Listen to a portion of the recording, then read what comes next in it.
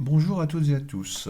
Nous allons donc continuer l'étude du HTML et du CSS pour la construction de pages dans un site web. La dernière fois, on avait vu en particulier comment organiser globalement les pages à l'aide de la feuille de style, en particulier, avec une des deux méthodes. On verra l'autre méthode flex un peu plus tard. Aujourd'hui, je voudrais continuer un petit peu sur le détail de certaines fonctionnalités. En particulier, la semaine dernière, on avait vu que lorsqu'on voulait styler un élément particulier, on lui mettait un identifiant et on on stylait cet identifiant dans la feuille de style pour pouvoir particulariser des éléments. Bon, avant de commencer, je voudrais dire que j'ai changé un petit peu Bon, j'ai changé le titre, j'ai appelé du projet, c'est-à-dire des pages, j'ai appelé Science. Donc si on regarde dans on a une feuille qui s'appelle Science, la page qui s'appelle Science. Je n'ai pas modifié le contenu, j'ai simplement rajouté, par exemple ici, j'ai rajouté dans la page mathématiques, donc j'ai rajouté Leibniz. Et j'ai créé une deuxième page identique à la première. Donc vous voyez que le même titre, mais avec des physiciens cette fois-ci, de façon à montrer après, tout à l'heure, comment on passe d'une page à l'autre à l'aide d'un menu. Alors, avant de faire ça, je voudrais améliorer un certain nombre de points concernant ce qu'on a fait jusqu'ici. Alors, vous voyez par exemple que si je regarde le paragraphe Thalès, ici vous avez en fait cette partie biographie est divisée en plusieurs paragraphes. On voit parce qu'il y a un espace entre les... et si je regarde dans Sciences, c'est pareil. Et on voit que c'est pas très joli parce qu'à droite, on n'a pas un alignement euh, très bien. On n'a pas un alignement en fait sur la droite. Alors ça s'appelle justifier. Alors pour ça, je vais modifier pour avoir une meilleure présentation. Je repasse ici, je vais passer dans la feuille de style. Donc je l'ai renommé, je l'ai appelé site.css et j'ai modifié dans les en-têtes le chemin vers site CSS pour les deux fichiers mathématiciens que j'ai appelés, les deux pages que j'ai appelées mathématicien.html et physicien.html plutôt que ce que j'avais nommé précédemment page 08, page 07, etc. Donc dans la feuille ici, je vais ajouter à la fin, si on regarde par exemple dans mathématicien, on voit que le texte est contenu ici dans des paragraphes, entre P et fin de P. Vous vous rappelez l'organisation, on a des articles, un article pour chaque personnage, avec dedans éventuellement plusieurs sections, donc ici biographie et théorème de Thalès, et dans chacune des parties, on a des paragraphes. Donc je vais styler ces paragraphes en mettant dans la feuille de style que je veux donc pour les paragraphes, donc P pour les paragraphes, je veux, alors ça s'écrit text align,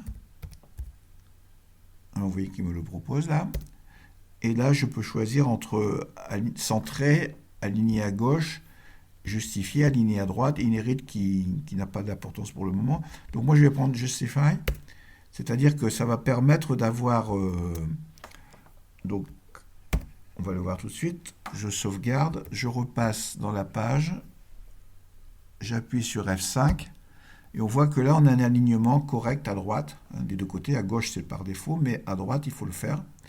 Alors, on pourrait encore améliorer en mettant des coupures de mots, mais enfin bon, je ne vais pas le faire. Et comme c'est la feuille de style, la feuille de style, pour les physiciens, on a la même chose. Alors, pour les mathématiciens, il faut que j'appuie sur F5 parce que je n'avais pas mis à jour. Bon, j'ai conservé à part ça l'ensemble du style que l'on avait vu avant. Alors je voudrais ajouter deux éléments maintenant. Pour le moment, on a stylé on a vu en gros que des balises de blocs, c'est-à-dire des balises qui permettent d'écrire des blocs de texte, comme les paragraphes, les sections, etc. Et qui en général d'ailleurs oblige entre chaque section, normalement, il y a un saut de ligne entre les blocs. Et les blocs s'écrivent les uns en dessous des autres. Supposons qu'on veuille styler une partie des...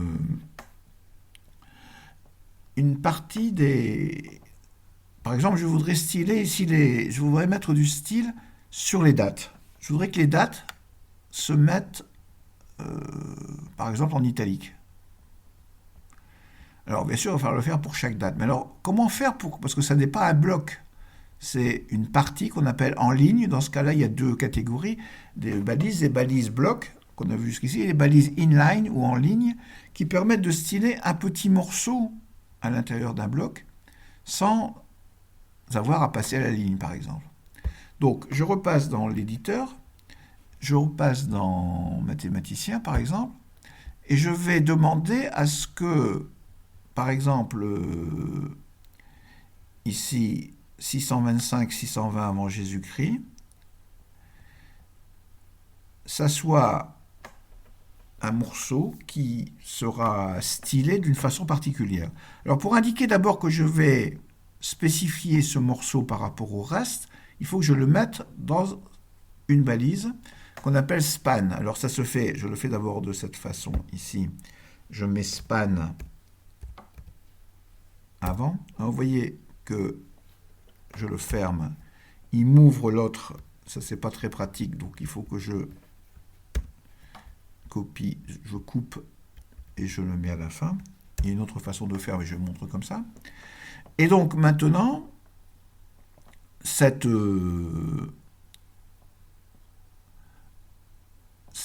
partie, 625-620 avant Jésus-Christ, je vais pouvoir lui associer un style. Alors j'en profite pour faire tout de suite la même chose pour celui-ci.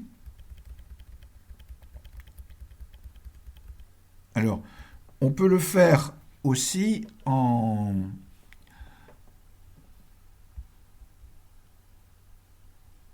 On peut le faire aussi en appuyant sur Alt majuscule W. Donc il me met les balises de chaque côté de la partie sélectionnée. Et là, je mets span. À la place, lui mettra toujours P, je mets span. Et donc, il m'entoure la partie que je veux avec les balises span. Alors, je sauvegarde. Alors, bien sûr, pour le moment, ça n'a rien changé. Je peux vérifier ici en appuyant sur F5. Ça n'a rien changé tout simplement parce que, alors, bien sûr, la balise span n'apparaît pas parce que c'est une balise de formatage. Mais je n'ai pas indiqué comment je voulais que cette partie span soit stylée. Donc il faut que dans la feuille de style, j'indique que le span, alors je vais ajouter ici span, les balises span, pour le moment, provisoirement, je vais dire que je les veux en italique. Alors ça s'écrit font style. Et là je mets italique. Vous voyez qu'il me le propose. Alors il y a des tas de possibilités. Italique.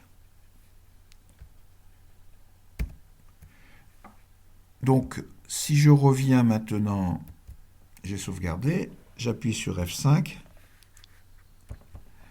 et je vois qu'ici, les dates sont mises en italique.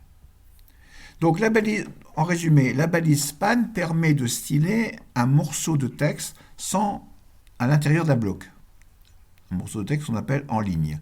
Alors bien sûr, il faut le faire pour chacune des balises, que ça soit dans cette page-là, alors je ne vais pas le faire pour toutes les dates, ça il faudrait le faire au fur et à mesure, bien sûr y avoir pensé avant éventuellement. Donc, mais si je vais ici je prends Kepler, donc je vais chez les physiciens, dans la page physicien.html, je prends la date 27 décembre 1571, donc Alt majuscule W, j'écris span, et je vois maintenant ici, avec F5, qui me met aussi 27 décembre 1571 en italique. Alors, donc c'est une balise nouvelle, hein, comme div, section, etc., mais c'est plus une balise de bloc. Alors, bien sûr, ça ne suffit pas de mettre span parce que je dois pouvoir aussi faire la même chose avec d'autres mises en forme. Par exemple, si je voulais que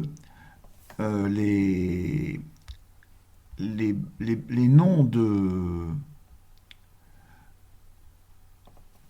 Par exemple, les noms de villes qui apparaissent, soit, par exemple, en caractère gras. Alors, qu'est-ce que je devrais faire dans ce cas-là? Posons-nous la question. Ben, par exemple, ici, on voit qu'il est né à Weil der Stadt. Donc, si je fais ceci, Alt majuscule W et span, bien entendu, vous imaginez ce qui va se passer, il va le mettre en italique. Donc, comment distinguer les deux?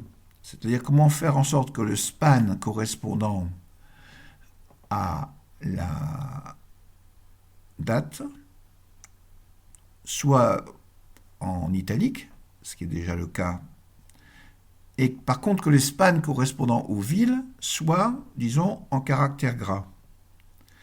Eh bien, on pourrait avoir l'idée, comme on a dit la dernière fois, d'ajouter un identifiant, un attribut d'identification, un id au span.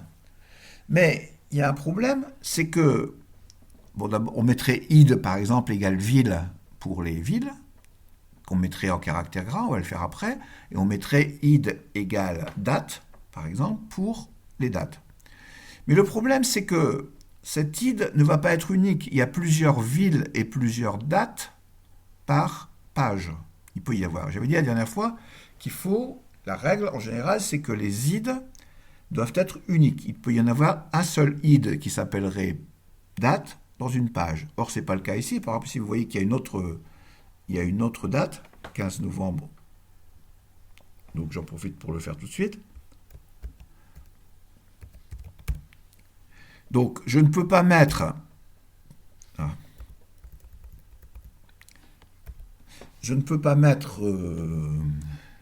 excusez-moi, je fais n'importe quoi.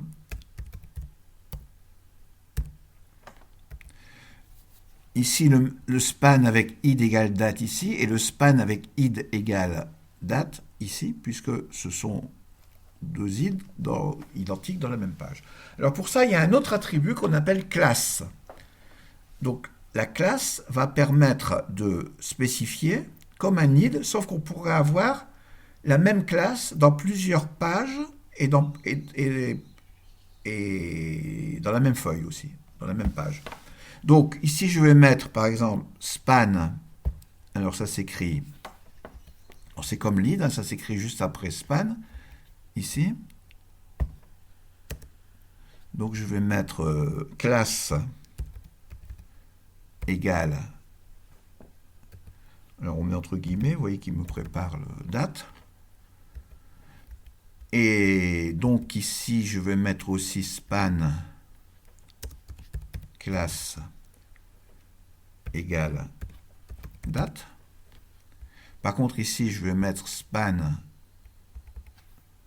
classe égale ville. Et puis, à moi maintenant, je sauvegarde, d'aller dans la feuille de style et de styler donc les spans. Alors, on avait vu différemment, pardon, de styler les spans différemment selon leur classe. Alors, on avait vu que pour un id, on écrivait le nom de la balise dièse et l'identifiant. Mais ici, ça va être span point. Alors, le point va indiquer que ce qui suit est une classe. Donc ici, en italique, j'avais dit que je voulais mettre les dates. Et je vais mettre un autre span, cette fois-ci ville. Alors je ne vais pas les mettre en caractère gras, je vais les mettre en couleur grise, par exemple. Donc je vais mettre color gray. Donc normalement, pour ce que j'ai fait, ça devrait être le cas. Alors je pourrais les mettre en gris italique aussi. Je pourrais mettre ici font style italique. Ou alors j'avais dit en gras, bon essayons pour vous montrer. Pour mettre un caractère gras, c'est font weight, c'est-à-dire le poids, et c'est bold. Vous avez ici bold. Alors vous avez bold, bolder qui est plus gras, et le contraire, c'est-à-dire plus léger. Donc je mets bold. Bon, bien sûr, c'est pas très intéressant. Enfin, le choix n'est pas très intéressant, mais c'est pour montrer. Donc je sauvegarde. Qu'est-ce que je vois dans ma page en appuyant sur F5? Donc vous avez ici les deux dates qui sont en italique et le texte qui est en caractère gras. Bon, ça c'est pas très évident, mais le texte de la ville, pardon, qui est en caractère gras. Alors bien sûr, il faut que dans toutes les pages et dans toutes les... Alors ici pour Thalès, par exemple, ici j'avais mis span. Donc ici, il faut que je mette classe égale date.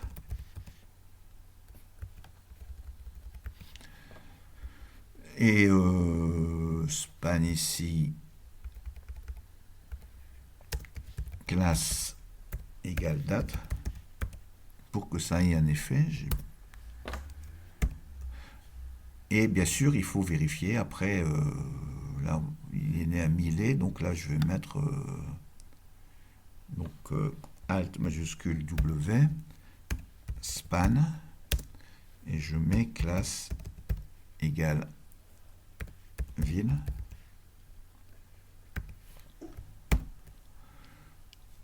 Bon, alors si je vérifie que pour CTRL S,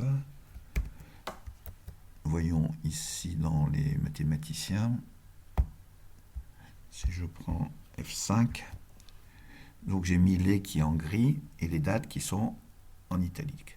Alors bien sûr, encore une fois, il faut faire ça à chaque fois qu'on rencontre une date. Là, je ne l'ai pas fait, je ne le fais pas automatiquement. Alors il y a des outils pour ceux qui sont intéressés et qui voudront approfondir tout ça. Il y a des outils qui permettent aussi de faire des recherches automatiques dans les pages et de modifier automatiquement les balises et les contenus. Mais ça ne se fait pas en HTML ni en CSS, il faut d'autres outils. Je ne vais pas en parler maintenant. Bon, voilà pour la balise span et la classe, ce qu'on appelle la classe. Deux éléments donc supplémentaires pour la mise en forme. Alors, passons maintenant à un autre sujet. J'ai deux pages actuellement, une page pour les mathématiciens et une page pour les physiciens. Bon, d'abord, je pourrais changer les titres ici dans les pages pour mettre mathématiques et physique, mais ça n'a pas grande importance. Par contre, ce que je voudrais, c'est pouvoir passer d'une page à l'autre en ayant ici un menu qui indique les différentes pages et dans lequel, en cliquant, on peut afficher une autre page. Donc, il faut apprendre à faire ce qu'on appelle un lien. Donc, dans la page, prenons la page mathématicien. Donc, dans la barre de navigation, je vais mettre ça dans la barre de navigation, donc dans la partie qui s'appelle Nav, et ici, je vais supprimer barre de navigation. Et là, je voudrais un lien, donc un lien qui s'appellerait, on va l'appeler maths, on va dire, et à côté, un lien physique. On pourrait être mathématicien ou physicien, en fait, le titre. Alors bien sûr, ça ne suffit pas de faire ça, parce que ça, c'est du texte, et si je mets ça, je vais voir afficher maths et physique dans la barre. Donc, il faut lui indiquer que ces mots sont en fait des liens vers d'autres pages. Alors, bien sûr, dans la page maths, ce n'est pas la peine de faire un lien vers maths, mais en réalité, pour que ça soit homogène, on fait, même dans la page maths, on fait un lien vers maths, ce qui fait qu'en cliquant dessus, on revient par rapport au début de la page. Bon, donc comment ça se fait? Alors, faisons d'abord le lien pour maths. Alors, c'est une nouvelle balise que je mets ici, donc qui s'appelle A. Alors, vous voyez qu'il m'indique que je dois mettre ici href égale. On l'avait déjà retrouvé ici href. Vous voyez, quand dans l'entête, il y avait href qui indiquait un lien vers la feuille de style, qui, elle, ne s'ouvre pas, mais qui est reliée à la page par le href. Donc, href, c'est une référence hypertexte, ça veut dire hypertexte référence, vers quelque chose d'autre. Donc, ici, je veux lui dire que je veux un lien vers la page qui s'appelle mathématicien, c'est-à-dire la même page. Mathématicien. Alors, il faut que je fasse attention de l'écrire exactement pareil. Je vois ici que ça s'appelle mathématicien, mathématicien.html. Alors ça, c'est le lien. Je ferme la balise. Et vous voyez qu'il me met un espace. Il me met un espace entre... Un espace ici où je peux écrire quelque chose. Pourquoi? Parce que ça, c'est le nom du fichier qui va s'ouvrir quand je vais cliquer sur le lien. Et là, il faut que je mette le titre qui apparaît, donc je vais mettre maths. Je pourrais mettre mathématicien, mais en fait, ça n'a pas d'importance. C'est le titre sur lequel je vais devoir cliquer. Et puis, je vais ajouter à côté. Alors, je vais faire un copier-coller pour aller plus vite. Je vais copier tout ça. CTRL-C. Je me déplace à droite. CTRL-V. Et puis, je vais faire un lien vers, ici, physicien.html.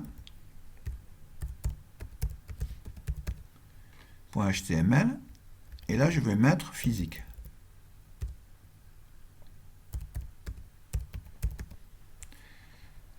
Voilà, si je ne me suis pas trompé, CTRL-S.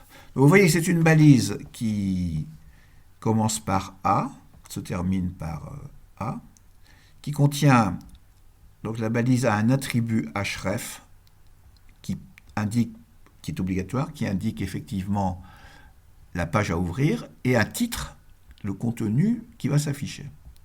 Alors si j'ai sauvegardé je pense, je vais dans la page maths, et j'appuie sur F5, vous voyez que j'ai maths et physique. Bon, j'ai pas mis d'espace entre les deux, c'est pas très joli, mais pour le moment, je le laisse comme ça. Donc en cliquant sur maths, ça ne change rien puisque je suis dans la page maths, mais en cliquant sur physique, je vais dans la page physique. Alors la page physique n'a pas changé, vous voyez que j'ai toujours la barre de navigation, c'est toujours écrit barre de navigation, mais ça c'est facile, il suffit que je revienne ici, que je copie tout ce que j'ai mis là. Là aussi, il y a des moyens automatiques de faire ça. Et puis je vais dans physicien, et à la place de barre de navigation, ici, je mets la même chose. Bon, j'aurais mieux fait de... Enfin bon, c'est pas grave, je vais le styler après. Donc, voilà la... Voilà, donc j'ai la même chose ici. On va après séparer les mots, je vais vous montrer comment faire. Donc là, c'est pareil, si je clique sur physique, comme je suis dans physique, j'ai des physiciens ici, ça ne change pas, mais si je clique sur maths, je vais dans la partie maths. Alors ça, c'est... D'une certaine façon, on peut dire que ce lien hypertexte, c'est le fondement même du web. C'est-à-dire que le web, on dit souvent que c'est une toile, et ça a été inventé dans les années 80 pour justement faire des liens, comme dans une toile, entre les pages. Et en fait, toutes les pages sur Internet sont reliées de cette manière par des liens hypertextes. Donc vous venez d'apprendre effectivement la balise fondamentale qui permet de faire des liens entre les pages et qui permet même de faire des liens entre les pages de différents sites. C'est tout à fait possible. Alors, oui, alors on a vu que les deux mots maths et physique sont collés, donc comment améliorer ça? Ben, on va aller styler A ici. Alors je pense qu'on peut mettre... alors je vais faire une balise A ici. Alors je vais tout de suite leur mettre une classe. Je vais les appeler menus, parce que en fait il pourrait y avoir des liens qui ne soient pas des menus. Donc pour spécifier que je veux styler le menu, styler des liens qui sont dans le menu, je vais l'appeler comme ça, et je vais mettre une marge, margin, un EM. Alors je rappelle, ça veut dire un caractère. Alors là aussi, vous voyez qu'il faut quelquefois prévoir, c'est-à-dire que il faudrait ici que j'aurais mieux fait de mettre tout de suite classe égale menu, ça m'aurait évité de le faire plusieurs fois. Ici, je mets A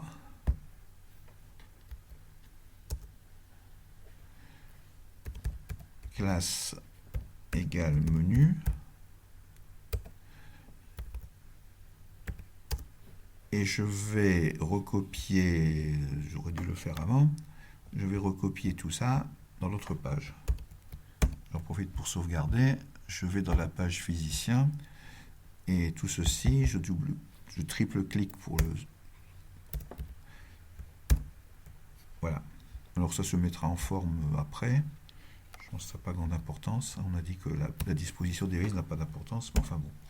Donc voilà, c'est sauvegardé. Et si je vais ici, que je tape F5, vous voyez que c'est séparé par un espace.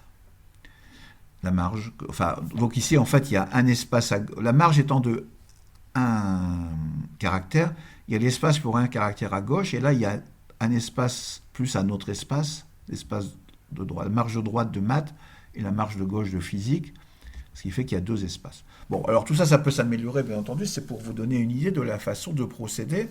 Et vous voyez que ces liens permettent de se balader de page en page. Et c'est comme ça que sont faits les menus dans les sites. Alors bien sûr, on peut avoir autant de liens que l'on veut. On peut aussi avoir des sous-menus. Hein, c'est un peu plus compliqué à faire. On peut avoir des sous-menus. On en parlera un peu plus tard.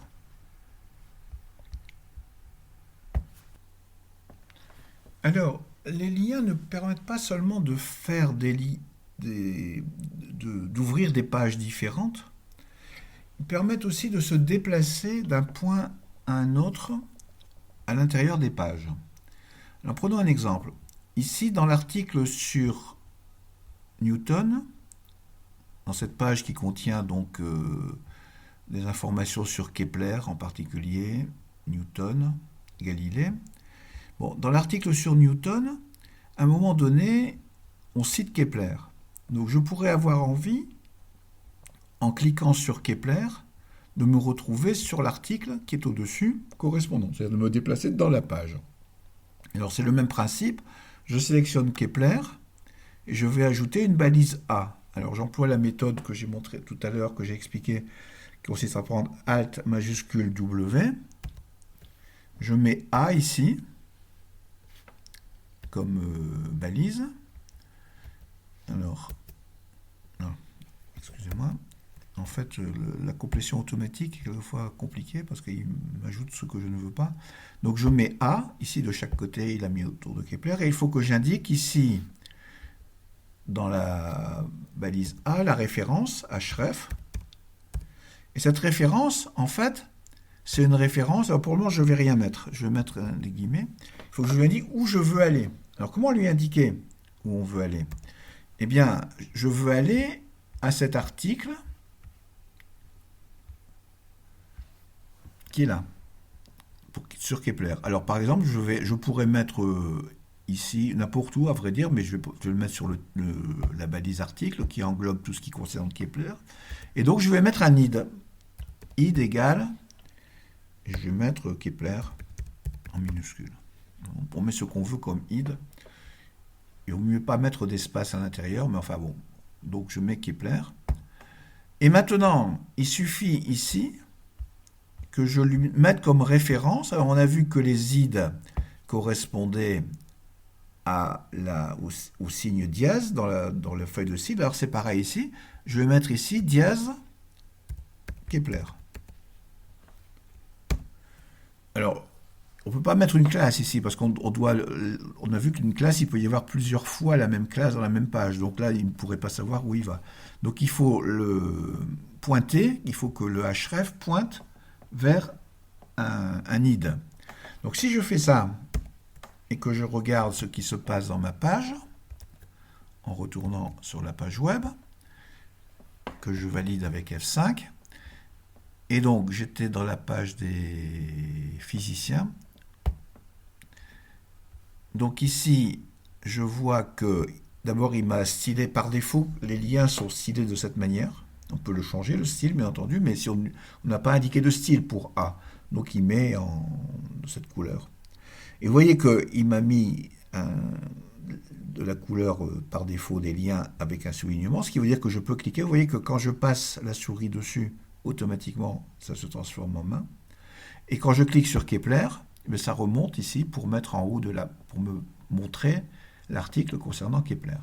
Donc vous voyez qu'à l'intérieur d'une page, vous pouvez vous déplacer de lien d'élément en élément avec des liens. Donc je rappelle comment c'est fait. C'est la syntaxe générale des liens, c'est donc de mettre a href égale et l'endroit vers où on pointe. Alors si c'est un fichier, on ouvrira le fichier. Si c'est un id, commençant par dièse, ça se déplacera dans l'id de la page. On peut même, on va le faire tout de suite, se déplacer vers un élément d'une autre page, directement. Par exemple, ici, Newton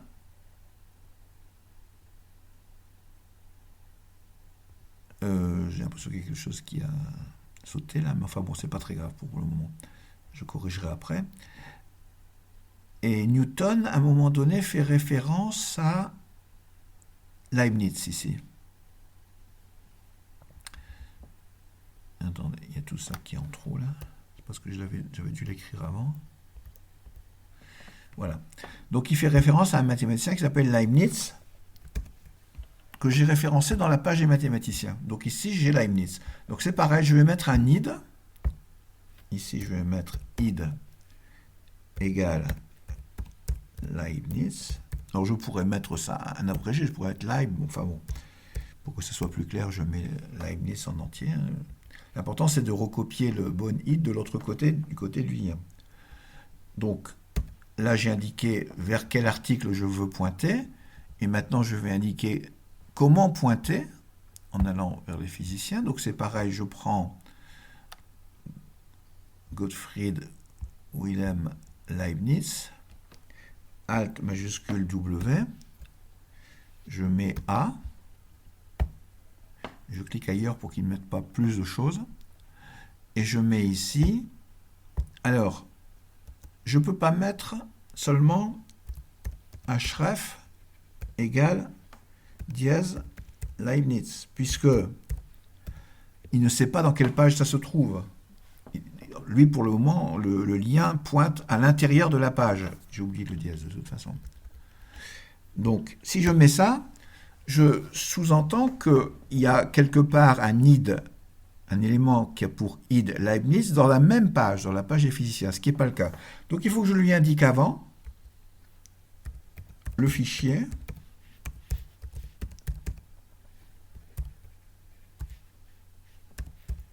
qui contient cet id. Alors, les noms de fichiers ici sont courts parce qu'on est dans le même dossier. Un mathématicien et un physicien sont dans le même dossier. Si j'avais des sous-dossiers avec des fichiers HTML, dans les sites web, par exemple, il y a des centaines ou des milliers de pages qui sont réparties dans des sous-dossiers. Mais il suffit de mettre ici, avant, le chemin pour arriver au fichier. Et terminer toujours par dièse et l'identifiant pour trouver dans la page où on doit aller. Donc, on regarde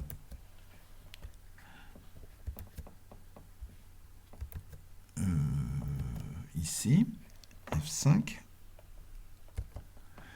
Et donc, si je regarde Newton ici, vous voyez qu'il y a un lien qui s'est fait. Et si je clique là-dessus, eh bien, je vais dans l'autre page, à l'endroit, approximativement à l'endroit, après la position dans la page. Ça sera toujours visible, l'endroit, mais ça peut être en haut ou en bas de la page. Donc, on se retrouve dans la page où et à peu près à l'endroit où se trouve l'article sur Leibniz. Alors, on a vu que les liens étaient par défaut stylés de couleur mauve, avec un trait et souligné. Bon, je voudrais, personnellement, j'aime pas trop que ça soit souligné, et je vais changer la couleur. Donc, dans la feuille de style du site, que je vais appeler site, on va prendre les liens A, et on va demander que ça ne soit pas souligné, et ça soit de couleur bleue, on va dire. Donc, color blue. Alors pour que ce ne soit pas souligné, il faut mettre text decoration. Alors quand c'est souligné, c'est underline qu'il faudrait mettre là, mais comme c'est déjà souligné, je veux supprimer, je mets none, qui veut dire rien du tout. Donc, je ne veux pas de décoration du texte, c'est-à-dire je ne veux pas de soulignement ici. Alors, on peut mettre underline si on veut que ça soit souligné, et on peut mettre underline red, par exemple, si vous voulez que ça soit souligné en rouge. Alors, tout ça, ça se trouve dans les pages d'aide sur, sur le CSS, dont je vous ai indiqué déjà les liens. Alors, voyons si ça a marché. Ici, donc, je prends F5. Et donc, c'était dans la page des physiciens que j'avais... Alors, vous voyez que ici, vous avez les liens qui sont maintenant bleus et pas soulignés. Je peux aller à Kepler et je peux aller à Leibniz. On a vu jusqu'ici comment faire des images, des liens, pardon, en cliquant sur des mots. On peut aussi faire des liens en cliquant sur des images.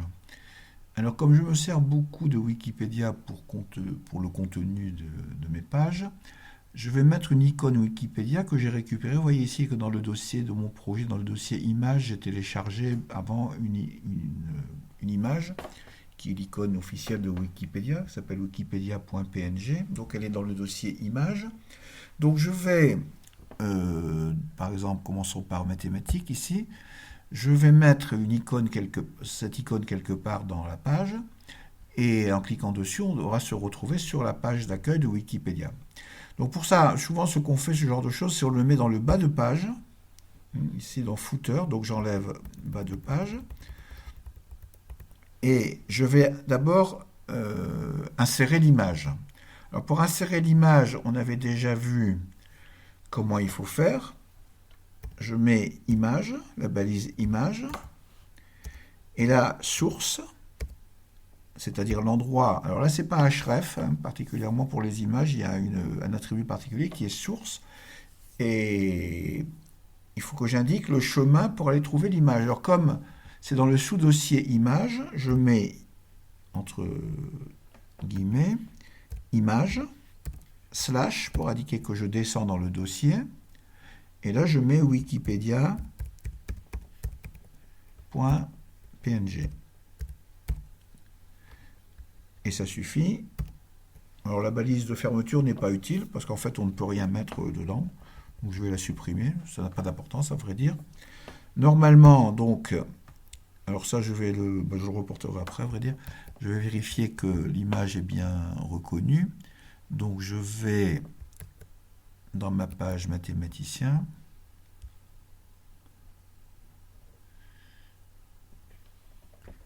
Alors je ne sais pas pourquoi, oui, je n'avais pas mis à jour. Dans la page mathématicien. Et normalement, en bas, je devrais avoir, voilà, l'icône. Alors l'icône est un peu grande, c'est-à-dire qu'elle déborde du bas que j'avais fait, vous voyez, en vert ici. Donc il faudrait que je retaille l'image pour qu'elle rentre dans la bande verte qui est là. Sinon, elle oblige la page à déborder. On le fera après. Alors maintenant, je vous montre, pour suivre mon idée, comment on fait un lien. Eh bien, c'est comme... et je ne retrouve plus, voilà. C'est comme pour les liens, c'est-à-dire qu'au lieu c'est comme pour les liens sur un texte, mais cette fois-ci, au lieu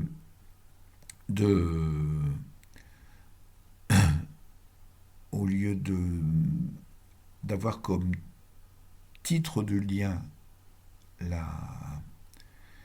texte, j'ai cette image. Donc je vais sélectionner l'ensemble de l'image, du code HTML de l'image, toujours Alt majuscule W, donc il me met de quoi mettre ma balise de lien.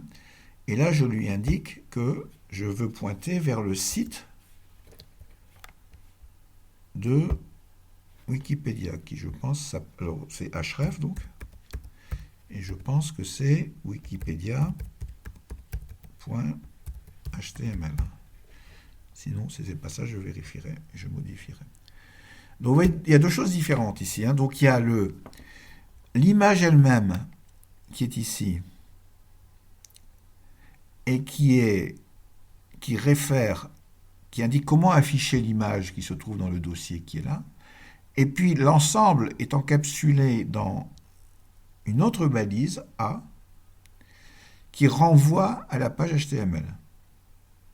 Donc en fait, ceci, c'est la page HTML sur Internet. Alors normalement, comme c'est une page externe, c'est pas sur mon site, on va dire, c'est pas sur le site, on devrait mettre HTTP.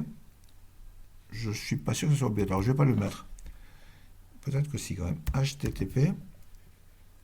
Pour indiquer un site externe, on indique le protocole HTTP : On n'a pas besoin de faire ça quand on fait un lien vers des pages qui sont à l'intérieur du site, de notre site. Mais si on veut référer à une page qui se trouve à l'extérieur, comme ici la page de Wikipédia, eh bien, il faut le faire. Alors, voyons si ça marche. Après, on s'occupera de la mise en forme. Donc ici, je mets F5 pour valider. Vous voyez que la main s'est transformée, enfin le pointeur de la souris s'est transformé en main. Et si je clique dessus, il n'arrive pas à trouver. Et ça doit venir du fait que l'adresse de la page. Alors je clique ici pour essayer de rejoindre Wikipédia pour avoir son adresse. Wikipédia. Dans le moteur de recherche. Et oui, donc c'est fr.wikipedia.org. Vous voyez. Donc je vais corriger ici. Donc c'est fr.wikipedia.org.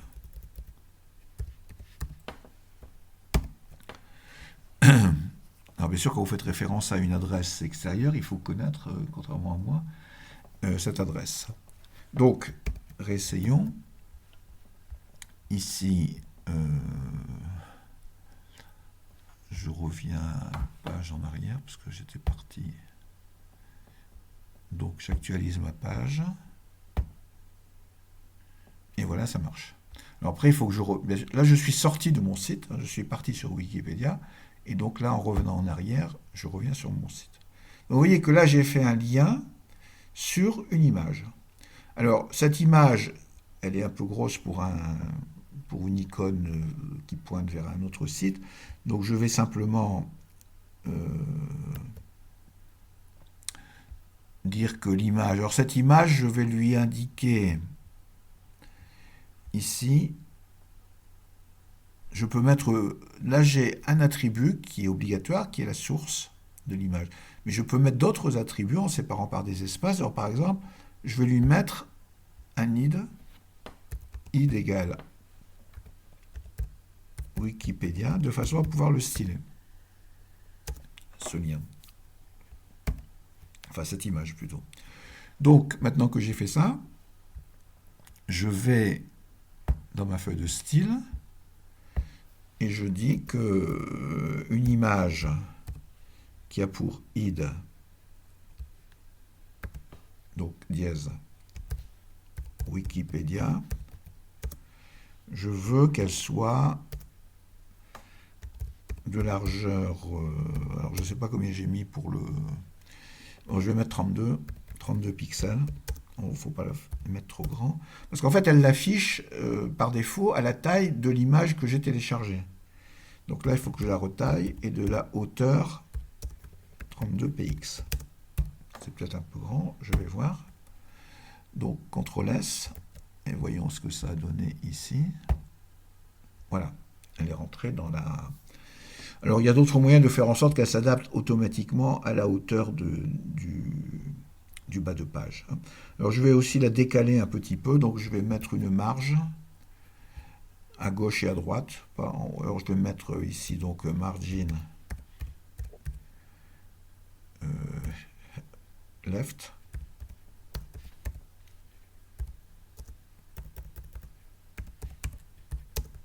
NEM et margin right. Margin right. NEM aussi. Alors on peut mettre des fractions de M. Hein. Par exemple, entre les icônes, si je veux pas que ça soit trop grand, parce que si je mets une icône à côté, il y aura 2 EM de séparation.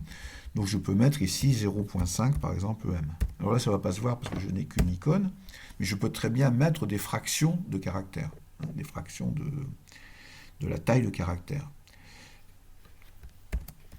Et donc F5 ici, ça doit être décalé normalement, voilà, elle se décale d'un EM par rapport au bord.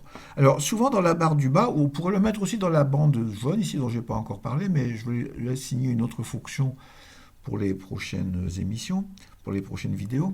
Alors dans cette barre, on peut mettre par exemple des icônes et vous avez souvent, c'est là que vous avez souvent par exemple les icônes vers enfin les liens plutôt vers les réseaux sociaux, hein,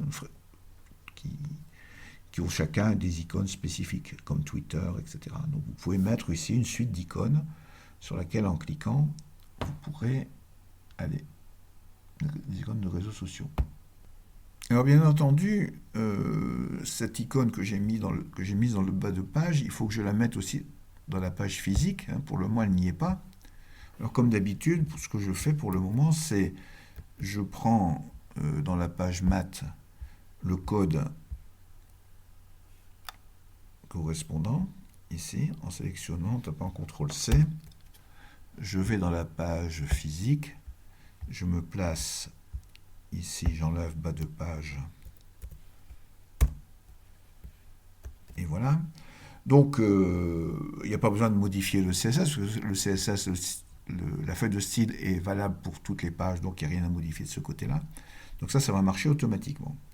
Alors, vous voyez que, pour terminer aujourd'hui, je ne vais pas faire beaucoup plus de choses, mais revenir un peu sur l'organisation. Vous voyez qu'il y a un ensemble d'éléments qui sont fixes, qui vont être fixes dans toutes les pages, normalement.